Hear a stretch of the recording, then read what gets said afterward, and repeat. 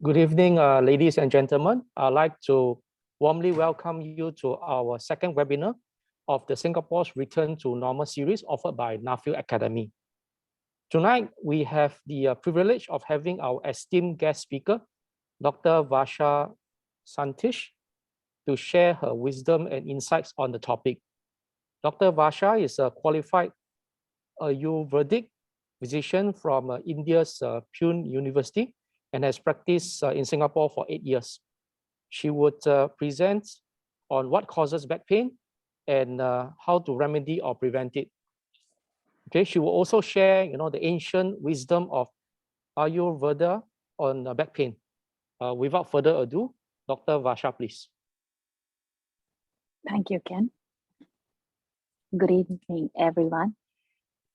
Before I begin my little talk or little ramblings on Ayurveda, the great Shastra, the great science, let me invoke the blessings from the god of Ayurveda, Lord Dhanvantari, and then we can begin.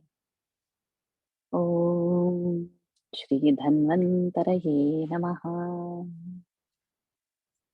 May the words that flow out of this mouth be what the Lord wants and be the authentic aspect of the Shastra and science both. We embark on this journey by seeing few slides, some presentation. Back pain is something which is not new. Probably it's so very common that most of us experience it at some point or the other in life. And most of it doesn't require much medical attention. With rest, with little bit of stretching, it goes off. Probably at the end of the day's work, or while we are at work also, probably we are facing. So there are shades in back pain, which are from minor to a major aspect. So we'll see all those aspects in today's session. It's not just the pain that in the low back. Of course, today we are going to focus on that. But in our day-to-day life, we do experience pain in other parts as well. Maybe knee is hurting, maybe the shoulder is not good. And the lifestyle causes these aches and pains. When the symptoms are minor, which goes away with rest, we don't give it much importance. But if it is coming in our work, if it is reducing our mobility, or if we're frozen on bed and we just can't do, then the alarm bell rings. But when these small symptoms are here and there, if we don't neglect them, if we attend them, then it's like more like a prevention and not getting into a major aspect. Just a brief idea, like what are we today going to see? What are we going to talk about? And yes, all of us know how the spine looks or what is back, but just a little bit aspect. There are about 7. So our spine basically is having several bones, and there are about 7 bones in the neck region, about 12 in the mid back region, 5 in the lower back. And the sacrum and coccyx, these are basically a few set of bones. So this enables us to hold our posture. It gives strength, it gives shape. It allows us to do different kinds of movement, like now when my neck is moving. It's all because these are individual bones that are joined together, strung. Means it's Lord's engineering. So I always am in awe of how Lord makes this thing, has made this and has given us. I would all suggest to stay muted throughout the session so that you don't interrupt the flow of thoughts. So please be careful if you are muted throughout. We go ahead. So it's the same back we are talking about, nicely strung in a particular shape. A double S curve is there. Give me a moment. I'm just going to mute all of you again so that there's no disturbance. Some of you find it difficult to stay muted. It interrupts the flow of thought. So again, humble request, please stay muted. Okay, so we begin again from where we had left. Yes, so the spine, which looks very simple, but it's actually a very complicated structure. There are several bones, and in those bones, there is a little bit of cushion. There's a main nerve, a spinal cord that flows through it, which branches out. Okay, I don't know why is it so difficult for some people to stay muted. It's really a nuisance. Can you do that, please? Okay, so again.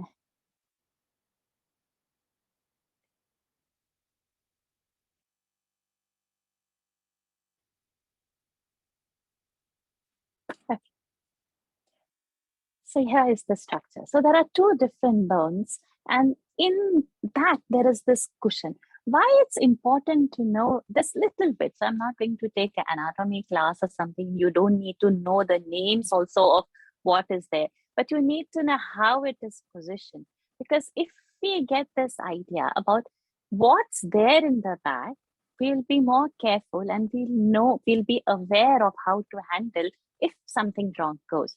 So between the two structures, there's this nice shock absorbing pad, and that's sometimes a very tricky position to be in if that gets damaged. Then the spinal cord flows through the foramen over there, and then the branches of the spinal cord come out. So depending upon what is getting affected, the problem is. So as we see, the two bones are joined at one place. So there could be one problem over there. There could be problem with the disc. There could be problem with the nerve. So if we know how it is placed, what is the normal, then we will know what is abnormal aspect of it. Most of the times, we don't choose to stand erect. And sometimes that shape of the spine, for some reason, if it is the curvatures change, then also a posture changes. For some, it can be, by birth. Excuse me. What I'm going to do is, because people find it difficult to stay muted, I'm going to just permanently mute. I'm not going to allow you all to unmute at the moment because I thought I'm going to make this interactive, so I was not muting you all. So here we go. Now we don't talk and it's going to be only me. So I'll not post any questions further. Okay, there we go. So sometimes it's difficult if the spinal curvatures are not in a right condition. A posture might change, or it could be vice versa. We don't hold the posture correct, and then we might create a damage. So there could be, a little backward bend, like a lordosis. It could be a forward bend, like a kyphosis. But standing erect is what? So if a spinal structure is not straight enough, so like a scoliosis, so that creates a damage to the other organs which are going to also be over there. So this is how probably we can get to know how our spine is in order or not. Now let's see over here. So normally, as we have seen, there should be some good, nice cushion between the bones, and there are these nerves coming out. This is all in a normal structure. But sometimes what could happen? The bones can undergo some change. The disc can have some problem. The nerves can get some compressed. So we'll have some better image also. And why the damage can come to all this is it's our own doings. We probably are not holding a correct position when we carry things, when we stand, or it's a muscle strain here. The disc can have some damages. I'll have a better slide here. So there could be various reasons. The disc. So normally it should be nice, thick cushion and padded very well. But sometimes that lubricant agent may not be sufficient. So the external ring, which is called, we call it as annulus, and there is some nucleus. So sometimes the wetness of it, the lubricant aspect begins to dry. Sometimes what happens, that little nucleus can pop out. It can just bulge the disc out. Sometimes it could just penetrate the other aspects as well. So it can herniate. And sometimes it can just shrink, it can just thin down, and many times it just gets degenerated, and the bones also are changing. So there are so many conditions happening. We address it as a back pain, but the issue could be several depending upon what the organ is over there. We are talking more on the lower back because that's the commonly seen, and such changes are seen mostly either in the lumbar region, the lower back, and also in the neck, the herniation or the disc bulge situation. So we see this in a more clear way, that what could be the reasons why the back pain should come. So it may not be all in a person, or it could be more than one reason in a person at different stages of their condition. All this we have seen only as the skeletal format, but all this is covered and nicely supported. We are able to move because of the muscles, the tendons, the ligaments that support it. And sometimes it may not be actually the bone, it may not be the nerve, it may not be the disc, but it could be a muscle. It could be the tear in the muscle. Probably we have neglected, we have not done probably a proper body posture while lifting things, or probably over exercise, because we all are health freaks these days. We know not how much to do, how much to carry, how much to strain the body. Or sometimes it could be just our laziness, our sedentary life, or like we work in the office, and these days everything is work from home. That means more screen time. So our postures may not be each time perfect. So there are so many reasons. So earlier, when we were in our college days, we used to get the truck driver example who keep on driving for long. And back in India, there's so much expanse of land. So right from North India to South India, they are driving. So we used to get those examples. But these days, the office goers are the best examples, because their life is sedentary as well. And the strain that comes on the back, the postures, or these days, even if we travel through an MRT, we see everybody's on the phone, whether the person is sitting, standing, leaning somewhere. So it's an odd position and the neck is down. So that's a perfect awkward position where you are actually straining those muscles, nerves, or you're just causing faster degeneration of those regions. So this was like a very brief and a quick, what we can say in a nutshell, what's going on in the back, or what is there that we should know. And now we come to what we all wanted to hear, is the Ayurvedic aspect of the whole thing. Two words definitely in Ayurveda, the Ayu and the Veda. We all know it's a very ancient science. We can say it's 5,000 just to put it as a number, but the actual thing is Anadi, which has got no beginning.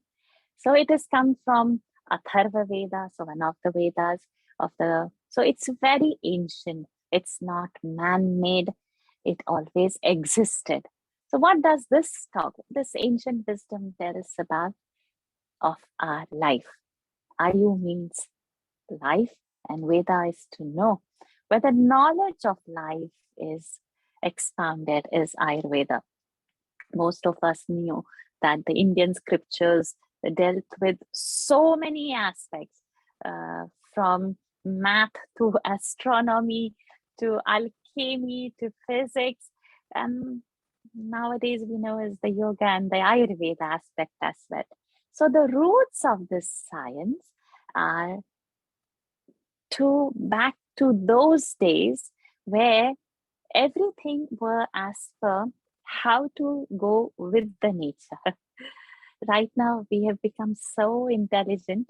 We feel that we are creating everything, and we have forgotten who is actually the creator. So somewhere, man has become a little more egoistic about his achievements, and he thinks that he can escape the law and the rule of nature. but it doesn't happen. So humans are also part of a nature. This we will have to constantly remember, because now we think we can do anything anytime, and it's only the birds and animals who need to, okay, at the dawn start chirping, okay, it's dusk, go back home. So we don't follow these rules, and we are in more problem than the plants, animals, and birds. Now in this slide, it's a if we were if I had not to mute y'all, I would have definitely asked, what do we how do we gather knowledge? What is our connection to the world? And our connection to the world is through our sense organs. We have only these 5 sense organs, and that is our way that we connect to the world. So with our eyes, which go out and they see what's there in the world, the ears collect the sound. So what's great deal about it? This is such a simple, okay, 5 sense organs, but this is the medium through which we are understanding what's outside us. We understand the world. So that means in the world, there are only 5 things which are very, very fundamental, and which are the basic elements, which forms, like in Sanskrit, we call it as akasha, which we can loosely translate it as ether, and which represents the sound. So, and then comes a little more grosser than the akasha is the vayu aspect. We can loosely translate it as air, where the touch aspect is also added, and not just the hearing. Then we get this element of fire. So along with that, with the fire element, it gives us ability to see, along with of course, the previous 2. Then comes the water aspect, which gives us the ability to taste, and the earth aspect to smell. So all these 5 things are our basic components in the universe. So whatever we see in the universe is made up of these 5 things.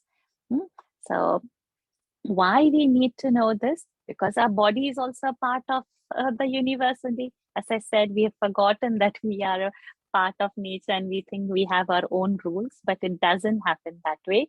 We are a part of nature. So these 5 components, they go into a combination, and they club into 2. Like the first 2, the most subtlest ones, they combine to form something called as vata in our body. The next 2, the fire and the water, they combine to form something called as pitta in our body. And water plus earth, it combines to form kapha in our body. So why we need to know this? Like before, just a little while ago, we found out what are the structures in our back which can go wrong and cause pain. Why do we feel pain? What could go wrong over there? So likewise, the Ayurvedic perspective, this is the one. So one aspect, on the gross aspect, we saw what could go wrong on our back. Now we have to see the subtle aspect, what could go wrong over there. But before we know what's going wrong, we need to know what is normal aspect of it, right? So these basic, whatever we see in this universe, are made up of these 5 elements. Human is not an exclusion. It's also inclusive as a part of nature. And these 5 elements go into the permutations and combinations to form these 3 basic aspects in our body. The vata, the pitta, and kapha. So the subtlest is the vata aspect, because it is of the akasha and the vayu, that is the ether and the air, which we can loosely translate. And the grossest is the kapha aspect, which is the water and the earth. And pitta comes in middle. Oops, I'm so sorry.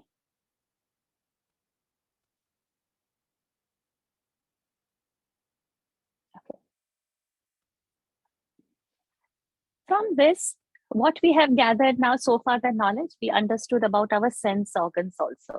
But to this, even our excretory organs, reproductive organs, the speech, arms, and legs, these are also linked to this with what we hold, with how we walk. So we call that as karmendriya. What we have to understand is a human is just a microcosm of the macrocosm. So whatever is in this universe, so I'm not meaning universe is only this earth.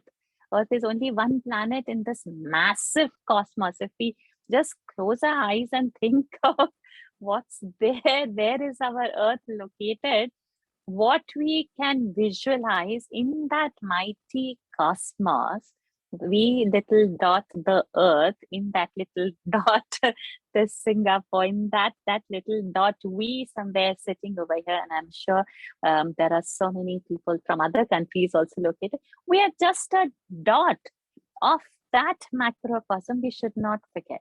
So it's not, the rules are only for plant kingdom, animal kingdom. We are also part of it. This remembrance we should always hold on. So whatever is happening in the universe, whatever is governing the universe, same laws are going to get applied on us. We are not the exception. And we'll come to know shortly what it is. So this is now just another way to represent, so that you do not forget. The air and the ether are going to combine to form Vata. So keep that in mind. The Kapha and the Kapha aspect is because of the water and the earth, and the Pitta aspect is because of the fire and the water. So don't forget this for now. And even if you forget, I'll be reminding it again and again. So we will have another aspect of what we have seen, and in little more few points. So each of this will have the qualities of from where it has come, right? So if Vata is coming from ether and the air, we can imagine that, okay, it's going to be very subtle. It's going to be mobile. The wind moves. It could be dry. It could be light. And because the fire element is only in Pitta, Pitta is always going to have heat aspect. Vata and Kapha do not have the fire element. So they don't have the heat aspect. They are cold in nature. And because of the earth and the water aspect, we will always have Kapha as a heavy aspect. And it's going to be slimy, it's going to be smooth, it's going to be soft. So from where it is coming, from where it is born, it's going to have the same kind of qualities. Do we need to remember this? No. You can just remember the logic of what's happening in the body from the Ayurvedic perspective. So we are going to talk in terms of Vata, Pitta, and Kapha, and those are coming from the basic elements. The basic elements are what from the universe is formed of. And how did we come to know? Because that's all we have, those 5 sense organs to grasp what's there in the world. World is made only of those elements. So now we get into our topic. What do we see over here? We all give our car for servicing. Those who are there in the who work in the factories, you always have the machine's agenda. When this particular machine should have the lubricating agenda, after 6 months, this should have. So we always have this lubrication aspect going for anything that's working continuously. Why do we give the car for servicing? Of course, we want more mileage. The car should stay young. It should not rattle and become old, and the wear and tear to reduce. So we see this in our day-to-day life. We have experienced this, that wherever there is wear and tear, or the machines, the mechanisms are there, you need a lubricating agent. Water is not a lubricating agent. Okay, it can be hydrating. A lubricating agent comes through the oiling aspect so that the machines can run smooth, they stay younger, and we can have a better delivery. Okay, so now we are getting little bit more intense. So this particular aspect, you remember, hold on to this thought. We are going to come and link it later. So is that pain? Yes, we have experienced pain and it goes with rest. But for some cases, it's not always the same. There could be really a limiting aspect of pain where a person will find difficult to move out from bed also. So he definitely needs help. So now what Ayurveda has got to offer? A very simple aspect, yes. So it is having a 5-fold approach. internal medicine aspect is there, external therapies are there, some form of yoga, little bit of diet and lifestyle. All this combined only is going to be your solution. So half-baked knowledge, little bit of here and there, no. Everything has to be fully attended to. In Ayurveda, we've got, when we talk about internal medicines, and we've got certain kinds of therapies where sometimes these Vata, Pitta, Kapha, these energies, they are not so very into imbalance. They are just increased little bit here and there. So with little bit of medicines you give, you can pacify them in the body itself. And sometimes they are in so aggravated condition that you have to eliminate it out of the body. So this elimination therapy is what Ayurveda's everybody talks about, called panchakarma. Do you do panchakarma? Do you do panchakarma? So panchakarmas are nothing but a five-fold therapy where there is some medicine given which you can vomit out. Some medicine is given through the oral route where you can purge out.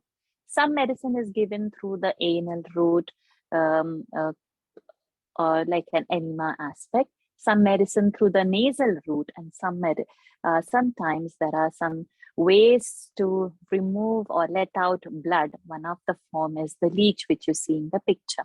So that is called as a panchakarma aspect. Over here, now we are coming back to the medicine aspect of the back pain. Ayurveda, of course, definitely focuses mostly on the herbs, but yes, people ask, oh, there are metals with Ayurveda and all. So that is entirely a different aspect, branch called as Rasa Shastra, which deals with it. But predominantly what we practice is with the herbs, and not so metals are used. And there could be different combinations. Either it's a single drug and give it in a powder form, or some decoctions are made, or some medicines are prepared in the ghee format, or sometimes there is some juice secreted out of it. So there are different forms of medicines, which we call like a gulika or a rasayana, leyam, tailam, kashayam, arishtam. And there are different forms, like you're not doing a major panchakarma. You can start with simple oil applications, which is called as abhyanga. You can have some heat fermentation, which is called as kiri. You can do some intensive oil therapy called as spiritual. And there is a very beautiful treatment called as kadi basti. So we are going to see the picture in a short while. And these two words which you see over here called as Sneha Basti and Kashai Basti, these are typically the Panchakarma aspects of it, where you put in the body through the anal route some medication. It could be in the oil format, or it could be in some decoction format. So is enema for cleaning stomach? What is cleaning stomach to do with the back pain? So that also we'll see now in a short while. So let me focus now on the Abhyangan aspect of it. Little while ago, we saw how the lubricating agendas are there for a car. We have got the lubricating agendas for the machines in the factory. And now this body, which Lord has made with such a high-tech engineering, and it is continuously subjected to work. We are continuously moving something or the other. There are so many parts and joints in our body. The spine itself, we saw there are 24 vertebrae in a movable way, and those sacrum and that coccyx, which are of course the fused aspects, two bones, we can say, because they are fused. But just the spine is having so many movable parts. Then what about the other joints? And everything is movable, and we are constantly moving as per the spine, whether we are turning on the side, whether we are standing, lying down, walking, sitting. That part, which is 24/7 from the time of our birth, is moving. Why there is no servicing system for it yet? Because the thought has stopped at the gross level. We saw the structure, Okay, this is the bone, this is the disc, this is the nerve, this is the muscle covering it. Over. So the thought stopped at the gross level. The inventions happened probably. Earlier it was X-ray, then it became whatever CT scan. Now you have MRI, and now you have got more, even the nerve conduction you can do. So you just made the gross more, you can say, to readable aspect. But what goes was the subtle aspect. Where do you see Vata? Which MRI will show Vata? You cannot. So this subtle aspect. So you can only see its manifestation, wear and tear has happened. So the doctor will also say it's wear and tear, the disc has degenerated. Okay, if it's herniated, let's try some medicine first. Let's do some palliative, just let's do some physiotherapy. If not, let's do some traction. Okay, if still the pain is there, it's very bad thing. Then let's shave off that disc little bit. Or, you do some invasive treatment over there. So the idea is, because only gross is focused, only gross ideas of treatment and the solutions are coming. Subtlety has not come. So I can confidently say that where the limits of the science stop, which is so magnificent and mesmerizing, with each time some new invention happens, we all get, wow, the scientists are really working hard. But where that thought process ends and our ancient thought comes, because what was it 5,000 years ago that the rishis of the Lord have seen this and given solution to this, and we use those recipes even today? It's just mind-boggling. So the wonder of the world, we can have so many things, maybe Taj Mahal in India, maybe Burj Khalifa in Dubai, the high. We can have multiple engineering marvel, and it can change in 10 years down the line. But this particular engineering, this body which has made, and it was told, if Charaka Samhita or a Sushruta Samhita, if somebody is interested, and if you have all these references are there. The description of the vertebra is exactly the same way. What the damage, how to conquer that damage, and this oiling system has come in the picture. So oiling is like our car servicing that we are doing. A simple oiling is called as Abhyanga. So what oil to use? I still hear some sounds. Please mute yourself so that you don't interrupt the thought flow. Thank you.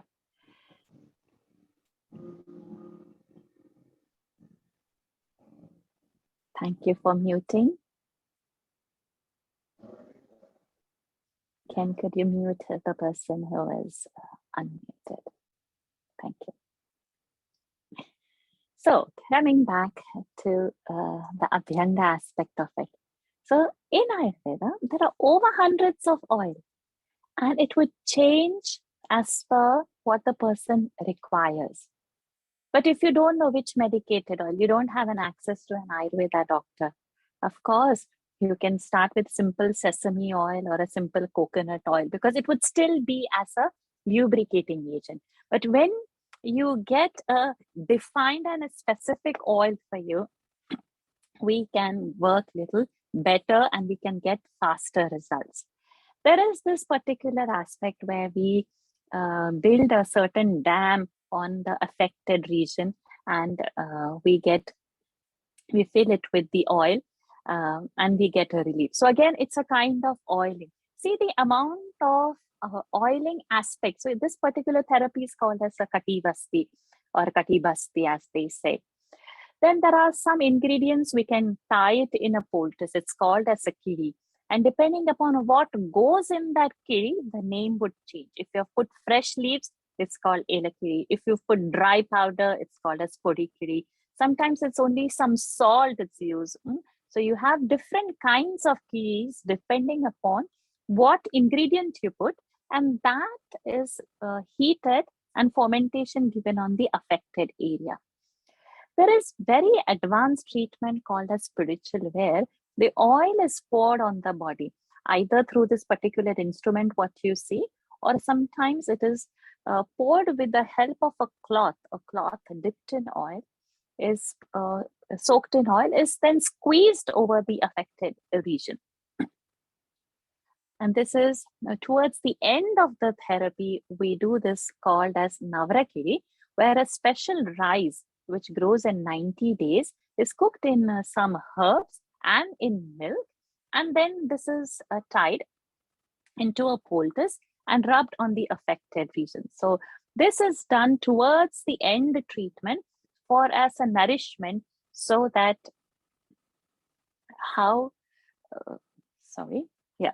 so that it doesn't reoccur. So after you've finished all the treatments, when a therapy ends with an Navrakeh, it goes, we call something as Brahmana Chikitsa, so that that particular region is well strengthened. Yeah, Abhyanga duration can be, you can take, applying oil can be 10-15 minutes on the whole body. Retaining oil on the body can be anytime between half an hour to 1 hour.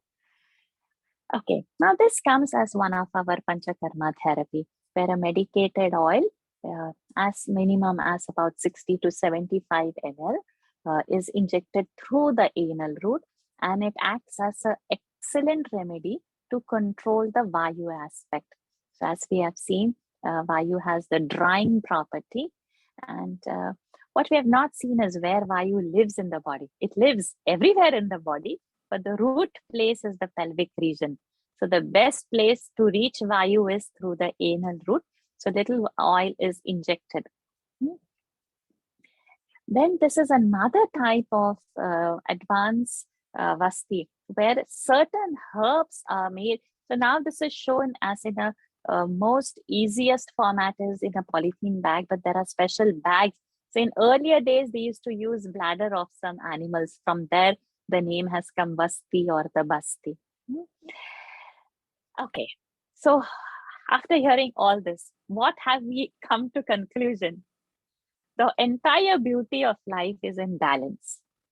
We are so obsessed with, okay, this is only the healthy thing, this is the unhealthy aspect, and we stick or overdo only the healthy things and discard everything else. But we have to take everything in context.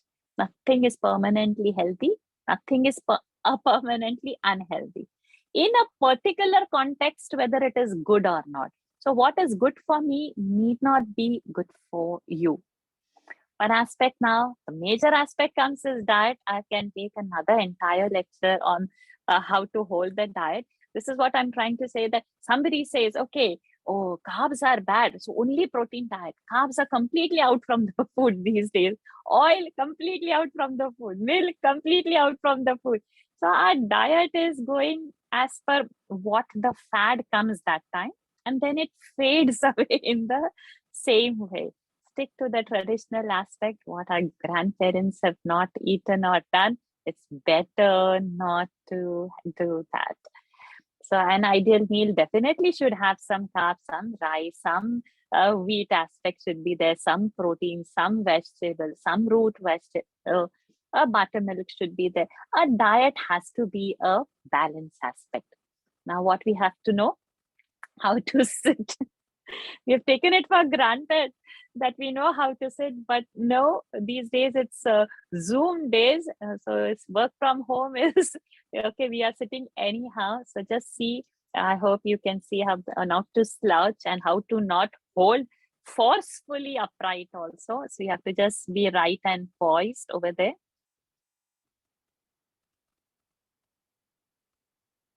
Sorry, I've got some glitch.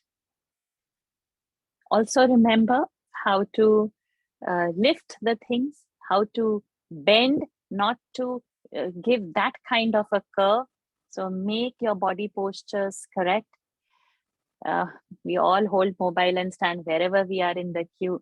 Make sure whether you are in an MRT, whether you are standing in queue somewhere, what posture you are holding, and seeing your mobile phone. And also be mindful about your desk. We all drive and look at how we sit and where the problem is coming. And probably this reveals what we are not supposed to do. We go ahead, even a simple, like, hunch while walking also, we are not mindful of how we are walking. Make sure all your angles of the hand is having a correct armrest, the spine is well supported, the desk and the eye contact is at the same line of your screen. So all these things, if we are becoming mindful, it is going to be easy and it's going to be prevented. We have so many yoga poses that can be done. The cat pose, the camel pose, the little bit of pelvic tilt. We can have the dog pose. So we have to be aware of how to exercise those particular regions without making further damage. So we have to strengthen. So you always need a person to guide you. So it's now what you have done is only collected the information. Don't try anything on your own. Get somebody to help you and to advise you. So we'll have some quick points to remember now. Always make sure that prevention is better than cure. So not to get in the trouble is the first thing. So our regular exercise definitely is a key thing to prevent a backache. Sleeping well. People say sleeping, how to sleep, and I sleep 8 hours. Okay, so you find fantastic 8 hours. But when you inquire, then you come to know that 8 hours is from morning 3 o'clock till 11 o'clock, 12 o'clock, the person is sleeping. So according to Ayurveda, this is not going to work. Your 8. So in Ayurveda, we don't ask how many hours you are sleeping. We ask what time you go to bed. So if you're going to bed, ideally at 10:30 is fantastic. But if you're going to bed, anything after 11:30 is making more vata in your body. So suddenly if the vata is increasing, it's not creating any problem. This lingering lifestyle over a period of time, this particular vata is going to get aggravated and then overflow and seep into your weaker areas and there create a problem. So today it is for the back pain. But tomorrow, the same answer I'm going to say whether you've got a neck pain or a knee joint pain, because that same vata, which governs the entire body, it will go and lodge when it's aggravated into weaker areas. I don't know how many are smokers over here, but definitely you are damaging your blood vessels or your nicotine deposits. So how would you get your nutrition supply? So people with a back pain and who are smoking should definitely quit it now. Your back pain will get better soon. Same thing goes for the alcohol aspect. Be mindful about the weight. It changes the curvature of the spine, especially if we have the central obesity. We are also worried about our bellies. So it's not, I'm saying have flat bellies, flat stomach, something idealistic we have to see that what is possible, make sure that the central obesity is not there to prevent a backache. Always be mindful. We saw a few slides on how to sit, walk, lift things. It should be every time in all our actions. Just be mindful that the spine is attended and taken care and not taken for granted. Watch your food habits also. And then definitely getting a right chair and desk, and not to forget to oil your body once in a while. So in those days, they used to say, okay, third Saturday of the month, oil, or it's a new moon day, oil, or in those days, okay, it's a Deepavali or some festival, some occasion is being associated of when to oil the body. So these are few things where you're preventing the aging aspect. A well lubricated body doesn't degenerate well. I don't know how many of you oil your head at least every day. So I think so, not in past few months. So Ayurveda gives a shortcut. If you're not able to apply oil on the whole body, you can apply at least on 3 places: the head, the ear, and the sole of the feet. So I know I've taken a little longer, but than necessary. But with this, I end my presentation. I'm seeing few questions flowing in. I'll take few of them. How to get rid of air from the body, any preventive method? See, air, we have to see, we should not get rid of the air. Like, what is aggravated aspect of it? This Vata, Pitta, Kapha, they are a part and parcel of our life. We need them in balance. So we should see that we sleep on right. One of the factor which Vayu gets aggravated is late night sleep. Another factor is what food you are eating. Too much dry kind of food, not so well cooked and warm food, cold food you are eating. And to be specific about vata producing food would be like a potato, eggplant, sprouts, raw vegetables, cold food. These are vata producing food. Stale food, cooked and kept in the fridge and again reheating.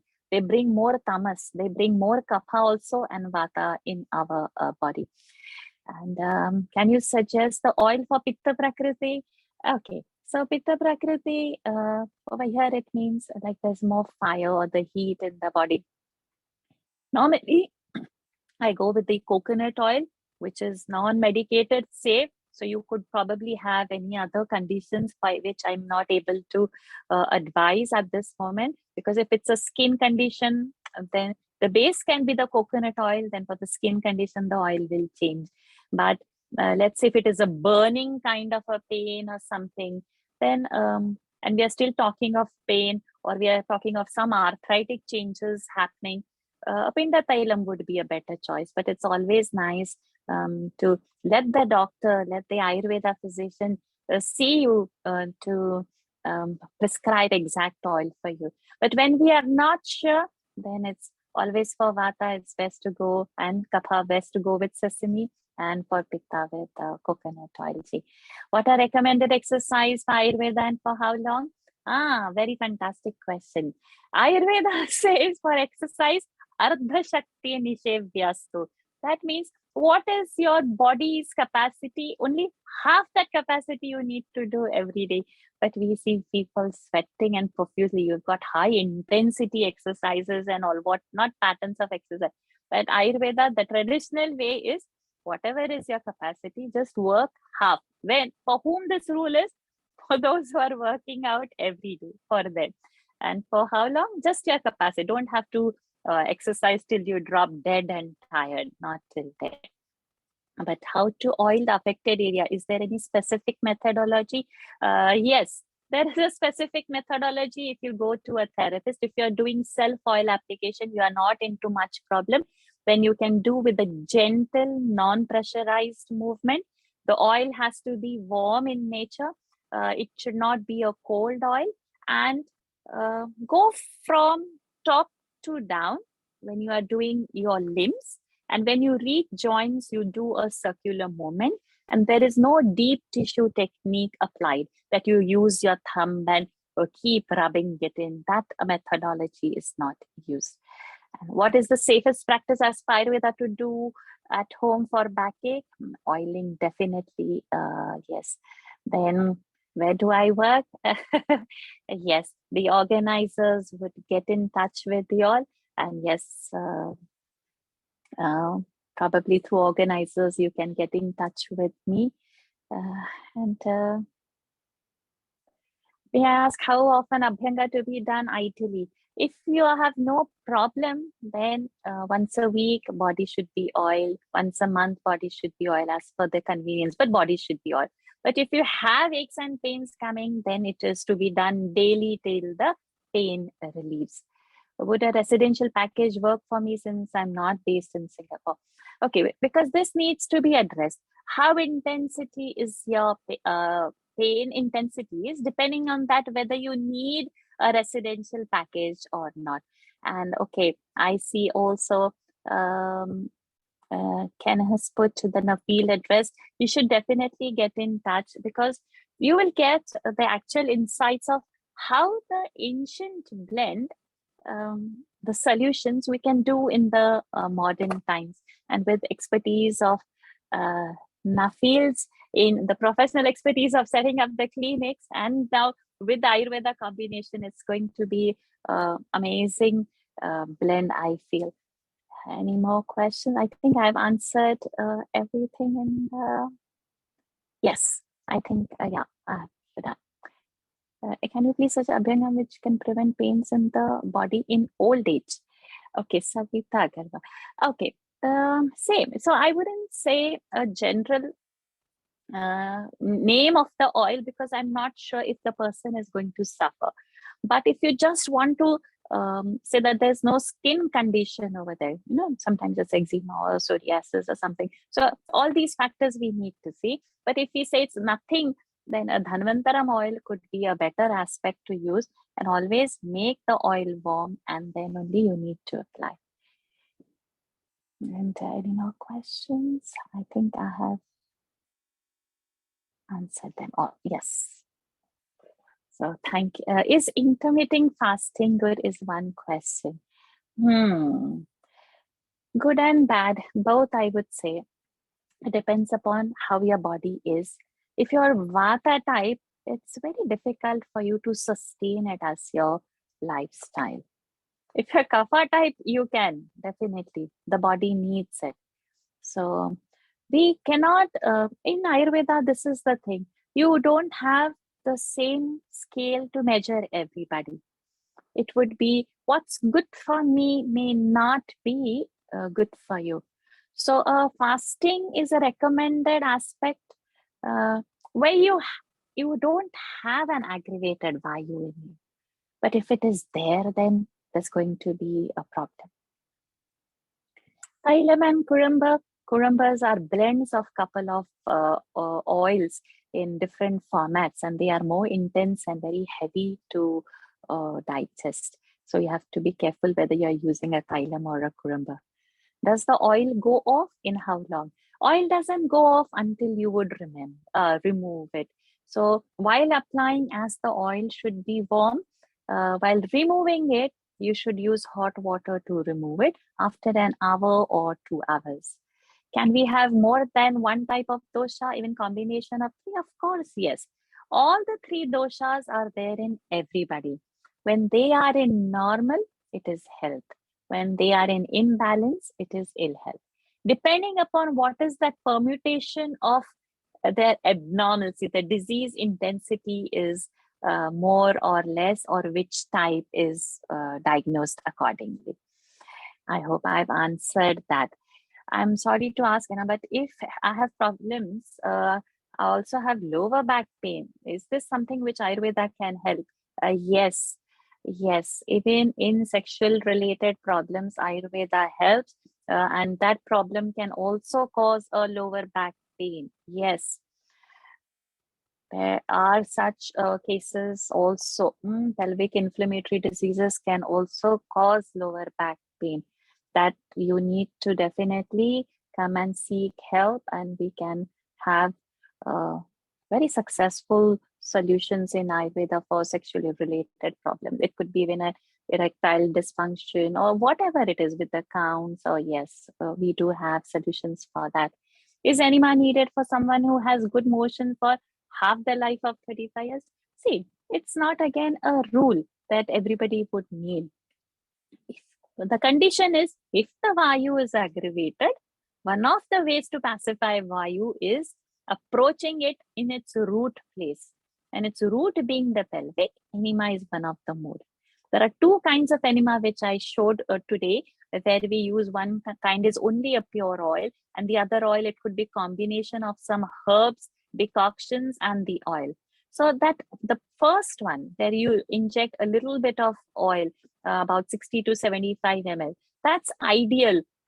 So that doesn't cause any harm. So if it is not for motion. So normally our concept is enema is given for motion. But over here, we have this enema is given for vata. So I can have very good bowel movement, but I need not take matravasti to as an intention, because I should not take because I have good mark. I can take matravasti to keep my vayu in check. I could have some other, maybe I'm having good motion, but I'm having a back pain. So yeah, you are eligible to have enema. So this, and it's a misunderstanding that enema is given for clearing the motion. No, enema is given to balance the vayu. And again, it's not so hot enema, cough. heard all such things that patients tell me from there. So Ayurveda and emas are completely different. They are either the oils or combinations of oil with decoctions, and the lamp is lit. You are not talking. You mix it in a certain direction. You mix it in a certain way to make that enema fluid. So Ayurveda bastis are far more subtle and deeper meaning than the normal enema that we understand as bowel cleaning. I hope I've cleared your question, Harish ji. Geeta ji, can oiling help with inflammatory issues? Definitely yes. Definitely yes. It depends upon what is the gradation. Like somebody asked for the pitta aspect a little while ago, and I suggested offhand pinda thailam. So something like that, but we'll have to see. Each case would be a different aspect. Is there a treatment for gallstone in Ayurveda? Yes and no. Always it may not be successful depending upon the number of stones you carry and how inflamed your bladder is. Can we take homeopathy and Ayurveda medicines together? Yes, of course, you can take together. You can take even modern medicine and Ayurveda together. So it all depends upon what you are taking and what it has been prescribed in certain conditions. So as I said, there is not one rule which is valid, or it will go as per the condition. For neck and shoulder pain, is treatment the same? Treatment philosophy is the same. Medicine will differ, oil can differ, and how old the patient is and all other aspects, the variables would differ. But the philosophy will remain the same. Is there any treatment for fibroids in Ayurveda? Yes, there is. Definitely, yes, there is. So that was the last question. I hope I have not missed anything in between, because there was flood of words that were coming up.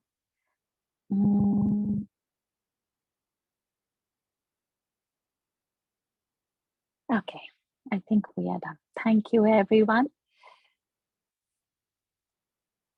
Thank you. Thank you very much.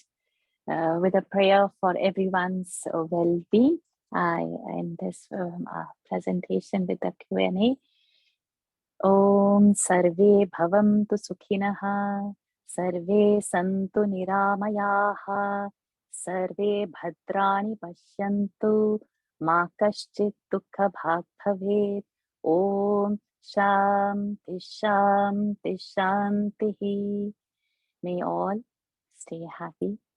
May all be disease-free. May there be no sorrow for anybody. May there be peace everywhere, is the loose translation of this little mantra. Thank you, everyone. Good evening. Thank you, Dr. Varsha. There's actually two open questions in the Q&A panel. Would you like to address them? Sure. The first one is actually, should I bring my X-ray, MRI, and blood test to you when I come to see you? Yes. Yes. If it is there, if you have already taken, they can bring. But if you have not taken, no need to deliberately go and make a test. That would help me. And which is the other one? Sorry, I have missed that. Which is the other one? There is a general misconception of lead contamination in Ayurvedic medicines. What is your view? Yes, it's as I mentioned over there, that there's a different branch of medicines called as Rasaushadhi. And yes, that branch does have different kinds of metals, like even mercury, sulfur. These are used over there. So it is a misconception that all Ayurvedic medicines are like that. That's not true aspect. So it depends upon what kind of. So you can ask, is it a Rasaushadhi is being prescribed? You can ask specifically. If it's not, then normally all herbs are safe only. Any more questions? No, no more questions. Thank you. Thank you so very much. Thank you.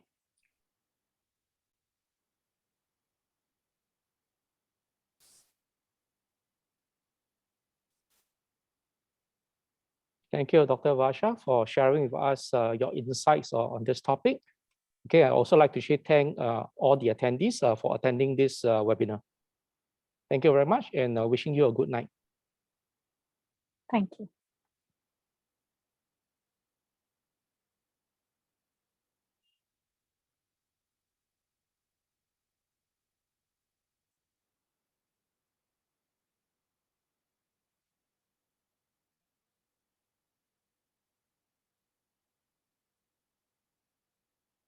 Will the recording be available for those who have participated? There's one question there. That I will need to check.